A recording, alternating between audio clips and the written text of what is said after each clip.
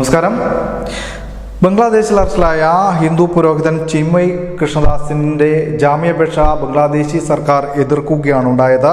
കോടതിയിൽ ഹാജരാവാൻ അദ്ദേഹത്തിന്റെ അഭിഭാഷകർക്ക് സാധിക്കുകയും ചെയ്തിട്ടില്ല. കോടതിയിൽ അഭിഭാഷകർക്ക് ഹാജരാവാൻ സാധിച്ചില്ല. കേസിന്റെ വിചാരണ ഒരു മാസത്തേക്ക് ഇപ്പോൾ മാറ്റിവെച്ചിരിക്കുകയാണ് കോടതി. അതേസമയം ഹിന്ദു സന്യാസിയുടെ അഭിഭാഷകന് ക്രൂരമായ ആക്രമണം ഈ ബംഗ്ലാദേശിൽ ഉണ്ടായിരിക്കുകയാണ്. അഭിഭാഷകൻ രമൺ റോയിയെയാണ് ഒരു കൂട്ടം ആളുകൾ വീട്ടിലെത്തി ആക്രമിച്ചിരിക്കുന്നത്. അദ്ദേഹം ഇപ്പോൾ ഗുരുതര പരിക്കുകളോടെ ആശുപത്രിയിൽ ചികിത്സയിൽ തുടരുകയാണ്.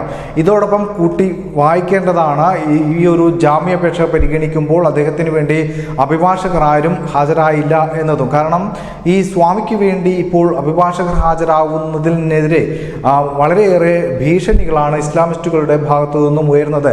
അതുകൊണ്ട് തന്നെ തങ്ങളുടെ ജീവന് ഭീഷണി ഉള്ളതുകൊണ്ടാണ് അഭിഭാഷകർ കോടതിയിൽ എത്താതിരുന്നത് എന്ന വാർത്തകളാണ് ഇപ്പോൾ വരുന്നത്. എന്തായാലും കേസ് ജനുവരി 2 കോടതി പരിഗണിക്കുന്നത് മാറ്റിയിരിക്കുകയാണ്. ഇന്ത്യയുടെ ഭാഗത്തു നിന്നും സ്വാമിയെ മോചിപ്പിക്കണം എന്നാവശ്യപ്പെട്ടുകൊണ്ട് ശക്തമായ നിലപാടാണ് നമ്മുടെ രാജ്യം സ്വീകരിക്കുന്നത് എങ്കിൽ പോലും അവിടെ അഭിഭാഷകർ ഇത്തരത്തിൽ ആക്രമിക്കപ്പെടുകയാണ്. ഇത്തരത്തിലുള്ള ഭീഷണികൾ നിലനിൽക്കുന്നത് കൊണ്ട് മാത്രം ഇത്തരത്തിൽ സ്വാമിക്ക് വേണ്ടി ഹാജരാവാൻ അഭിഭാഷകരെ കിട്ടാത്ത ഒരു സാഹചര്യം സ്വാമി നേരിടുകയാണ്.